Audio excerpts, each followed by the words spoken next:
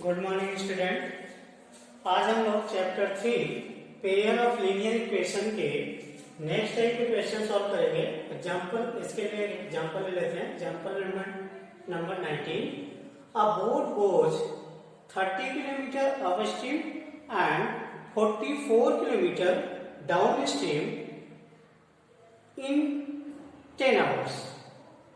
First off, in 13 hours, it can go 40 km upstream and 55 km downstream.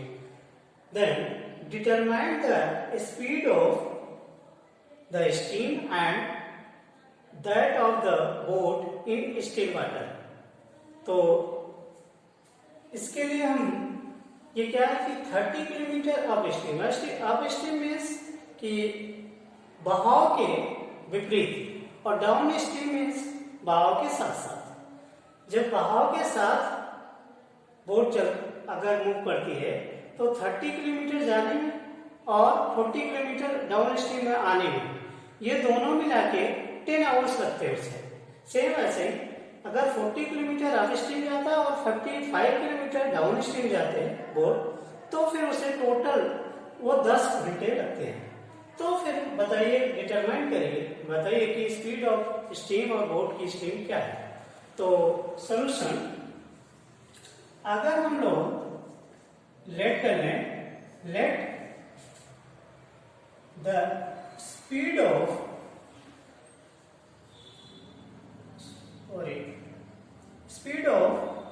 Boat in still water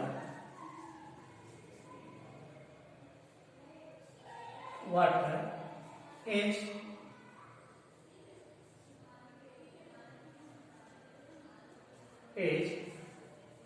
x kilometer per hour and speed of steam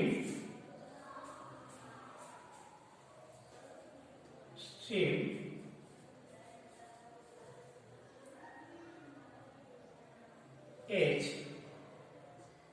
y kilometer per hour, then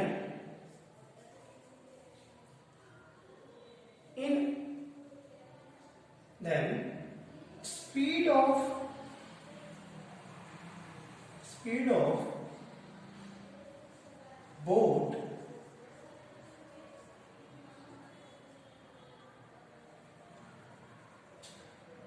boat of stream क्या हो जाएगा? Up stream means अगर हम बहाव के विपरीत चलते हैं तो बोट की जो भी स्पीड है माइनस वाई, वो बोट की स्पीड हो जाएगी। मीन्स स्ट्रीम की जो स्पीड है उसमें से बोट की स्पीड में से स्ट्रीम की स्पीड को माइनस कर दें तो वो बोट की स्पीड होगी। एंड स्पीड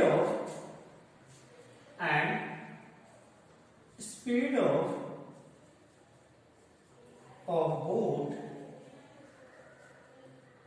in downstream क्या हो जाएगी? x plus y। तो अब we know that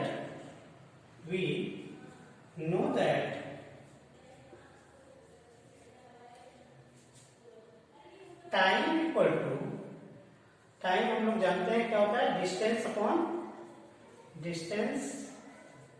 time upon speed. Time अगर निकालना हो हमें, हम लोग जानते हैं ये होता है। तो अगर वो अप स्ट्रीम में जाता है 30 kilometre and 40 kilometre down stream में, तो उसे टाइम कितना लगेगा? when boat goes upstream,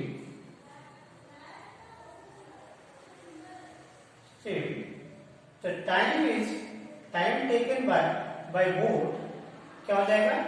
T1 equal to distance कितना चला अपस्ट्रीम में 30 किलोमीटर ये आप कह सकते हैं कि ये case number 1, case 1 when boat goes upstream T1 equal to, ये हो जाएगा आपका T1 अपॉन स्पीड, स्पीड क्या है अपस्ट्रीम में x माइनस y, और when boat goes downstream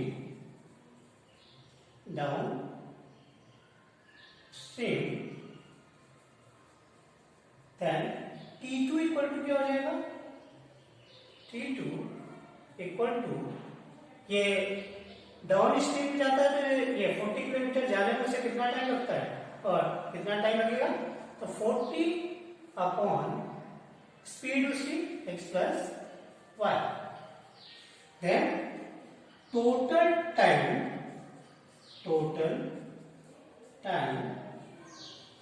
taken कितना हो जाएगा, T1 plus T2 equal to 10, क्योंकि 30 किलोमीटर अप स्ट्रीम और 44 किलोमीटर डाउन स्ट्रीम जाने में उसे 10 आवर्स लगते हैं, इसमें T1 टाइम लगता है अप स्ट्रीम में जाने में, और T2 टाइम लगता है डाउन स्ट्रीम जाने में, तो टोटल टाइम कितना हो गया, T1 plus T2 equal to 10, then ये T1 क्या है हमारा 30 upon x minus y plus 40 upon x plus y equal to 10।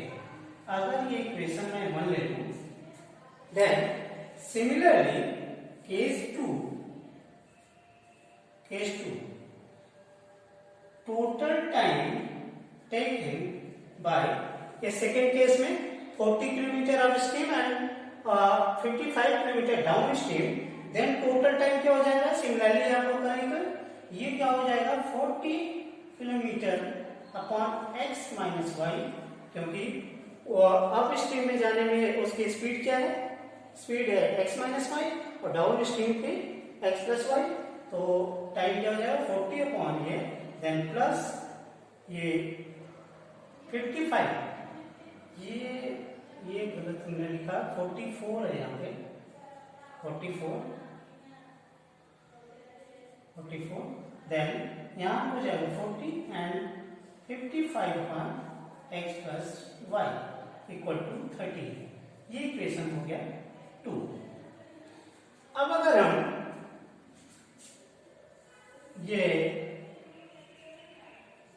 मान लें, let u equal to 1 upon x minus y and v equal to 1 upon x plus y, तो ये वैसे pair of linear equation type का तो equation नहीं है, लेकिन इसे pair of linear equation type का बना के हम सॉल्व कर सकते हैं, इसलिए हम लोग इसे लेट कर रहे हैं, let u equal to 1 upon x minus y and v equal to 1 upon x plus y, then in equation यहां लिख सकते हैं, in equation 1 and 2 we get क्या मिल जाएगा हमें, यहाँ पे 1 अपॉन x माइनस y की जगह पे क्या पुट कर दें u, तो u ये 30u plus 44 v equal to 10, ये इक्वेशन 3 हो गया, देन आप यहाँ पे 40u plus 55v equal to 30, ये हो गया आपका इक्वेशन 4। अगर इन इक्वेशन को आप पेयर ऑफ लीनियर इक्वेशन के फॉर्म में अगर लिखें, क्या हो जाएगा, ये इक्वेशन हो जाएगा 30u प्लस 44v माइनस 10, ये हो गया मान लेते हैं 5 इक्वेशन फिर, और ये हो जाएगा 44u plus 40u plus 55 v minus 13 equation मान लेते हैं 6 हो गया। अब ये a1 b1 c1 c2 means linear equation से कंपेयर कर सकते हैं। यहाँ पे a1 क्या है 30, b1 a1 क्या है 30, a2 क्या है 40 एंड b1 क्या है 44, b2 क्या है 55 एंड c1 क्या है -10 एंड c2 क्या है -13। अब इसे क्रॉस मल्टीप्लिकेशन मेथड से अगर सॉल्व करें तो हम लोग ग्राफिकल मेथड यहाँ पे लिखना होगा। एक ग्राफिकल फॉर्म जो होता है क्रॉस मल्टीप्लिकेशन का लिखना होगा, जिसे मैं रख कर रहा हूं। तो अगर हम ग्राफिकल फॉर्म लिखें यहाँ पे तो क्या हो जाएगा,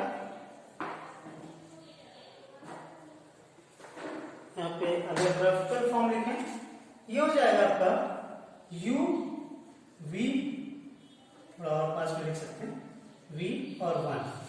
देन ये क्या होता है b1 b2 c1 c2 a1 a2 and b1 b2।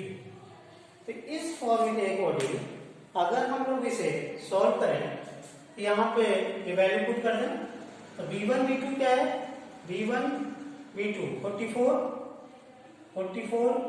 55 and c1 c2 क्या है -10 -13।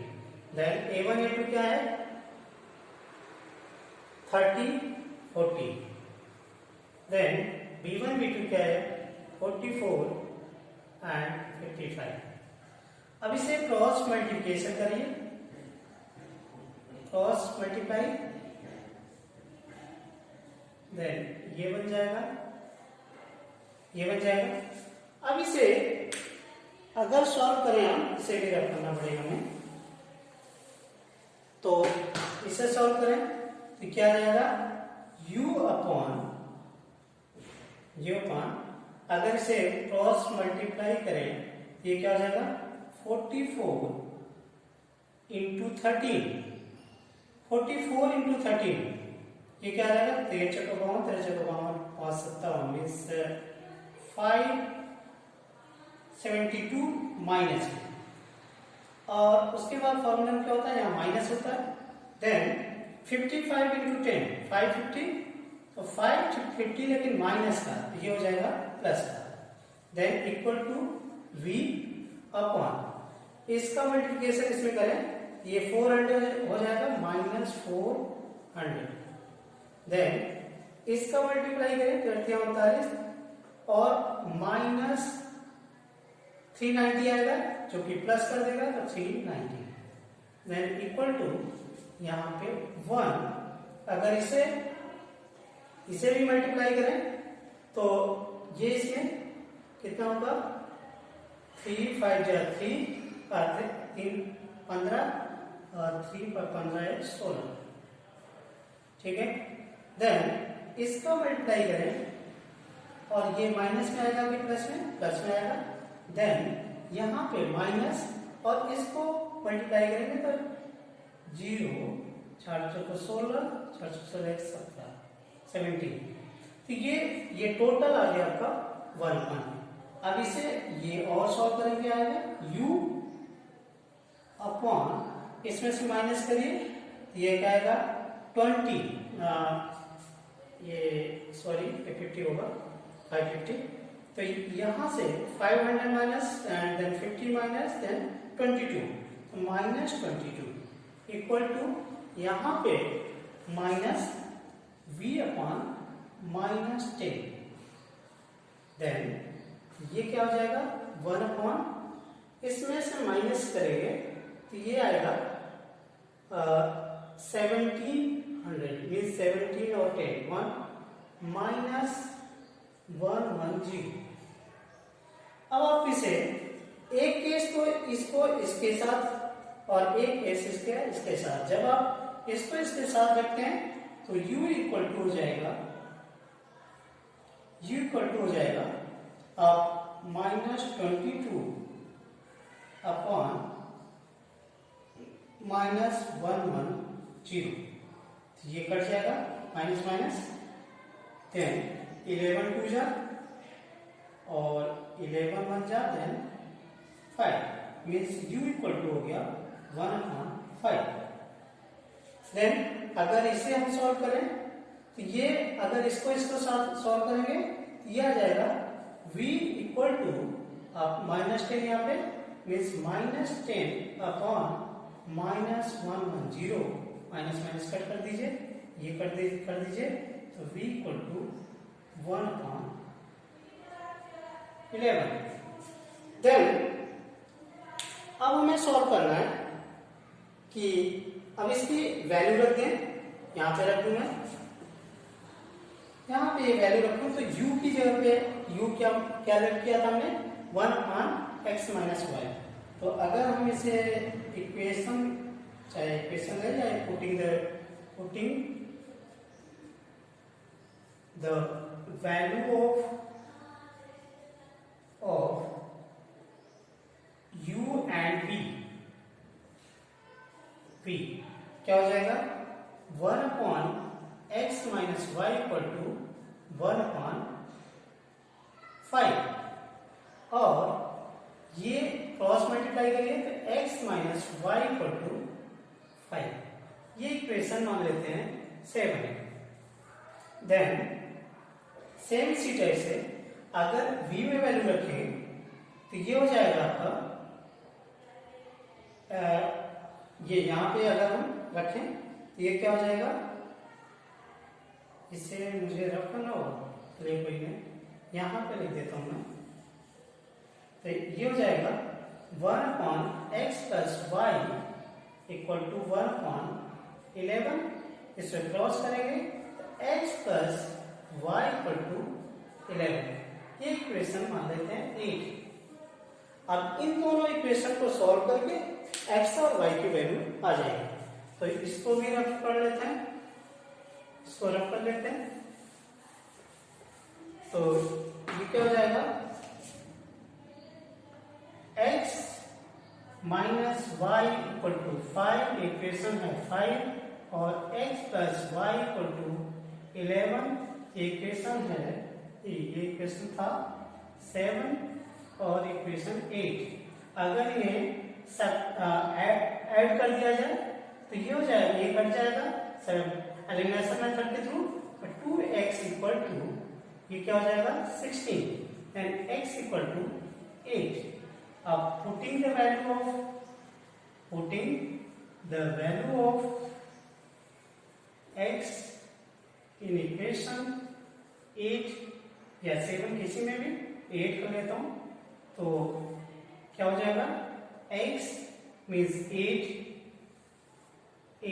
प्लस 5 इक्वल टू 11, तो ये उस साइड जाएगा, y इक्वल टू 3, तो hence speed of boat is 8 km/h and speed of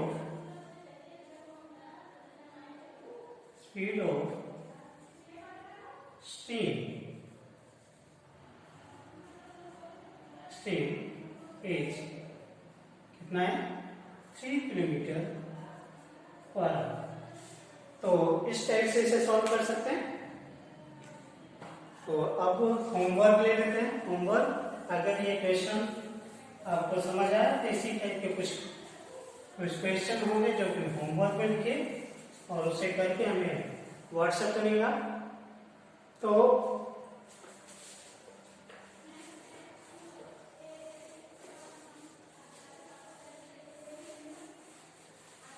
homework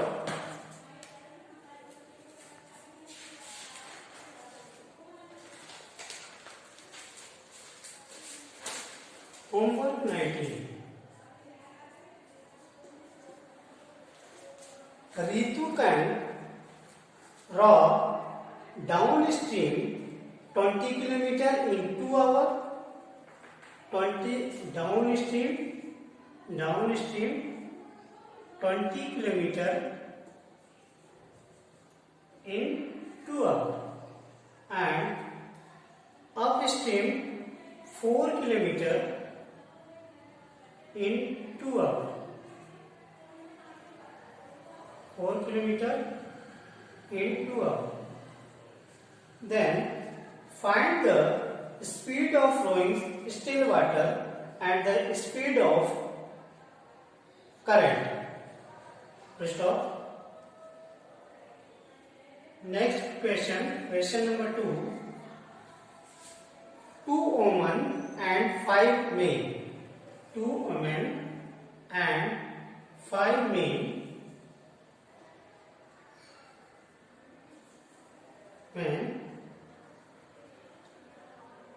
can together finish and work in 4 days.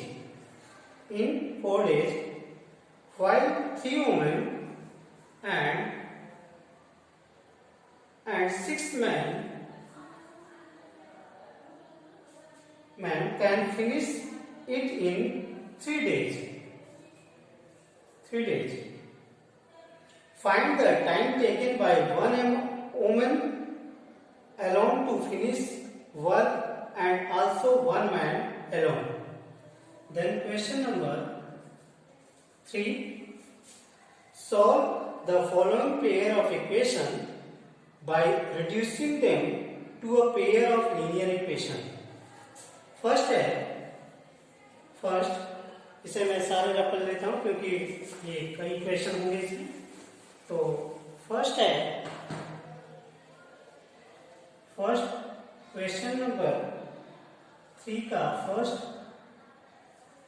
A 1/2x plus 1/3y equal to 2 and 1/3x plus 1/2y equal to 13/6.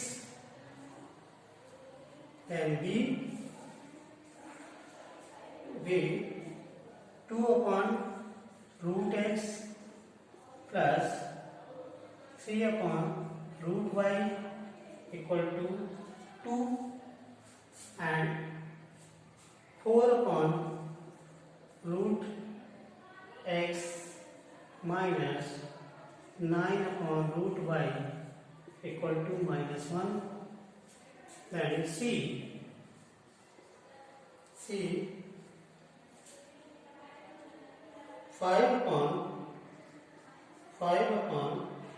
5/x minus 1 plus